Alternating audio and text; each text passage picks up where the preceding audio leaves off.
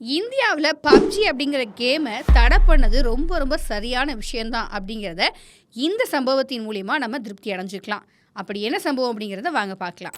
பாகிஸ்தான்ல 14 வயசு பையன் ஒருத்தர் அவங்களுடைய அம்மா உட்பட 4 பேரை சுட்டு கொண்டிருக்காரு. எதனால அப்படின்னா பப்ஜில தோல்வி அடைஞ்சதுனால. பாகிஸ்தான்ல லாகூர் அப்படிங்கிற பகுதியை சேர்ந்தவர் செயின் அலி. இவர் 2022ல தன்னுடைய 14வது வயசுல பப்ஜி கேமை அதி தீவிரமா விளையாண்டுட்டே வந்திருக்கிறாரு. இதை பார்த்து அவங்களுடைய அம்மா அடிக்கடி அவரை திட்டிகிட்டே இருந்திருக்கிறாங்க. ஒரு கட்டத்தில் அந்த பப்ஜி விளையாட்டில் தொடர்ந்து அவர் தோல்வி அடைஞ்சுக்கிட்டே இருந்ததுனால ரொம்ப கடுப்பாயிருக்காரு. தூங்கிக்கிட்டு இருந்த அவங்க அம்மாவோட கன்னை எடுத்து அவங்க அம்மாவை சுட்டது மட்டும் இல்லாமல் 20 வயசான அவருடைய பிரதர் அண்ட் 10 வயசுல இருக்கக்கூடிய அவங்களுடைய 2 சிஸ்டர் எல்லாரையுமே கண்மூடித்தனமாக சுட்டு கொண்டிருக்காரு. இந்த வழக்கு பாகிஸ்தானில் இருக்கக்கூடிய லாகூர் நீதிமன்றத்தில் நடந்துட்டு வந்துட்டு இருந்திருக்கு. இப்போ 3 வருஷத்துக்கு அப்புறமா அவருக்கு 100 வருஷம் சிறை தண்டனை கொடுக்கப்பட்டிருக்கு.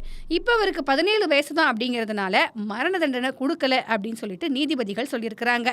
இன்னைக்கு குழந்தைங்க ஃபோன் இல்லாமல் சாப்பாடே சாப்பிட மாட்டேங்கிறாங்க. இது இன்னும் எவ்வளோ பெரிய விபரீதத்தில் கொண்டு போய் முடியும் அப்படிங்கிறதுக்கான ஒரு சிறந்த எக்ஸாம்பிள் தான் இந்த சம்பவம். அதனால குழந்தைங்க கிட்ட இருந்து ஃபோனை எந்த அளவுக்கு விலக்கி வைக்க முடியுமோ அந்த அளவுக்கு நம்ம விழிப்புணர்வாக இருக்கணும். அதனால மக்களே குழந்தைங்க கிட்ட இருந்து இந்த ஃபோனை தயவு செய்து பறித்து வச்சுக்கோங்க.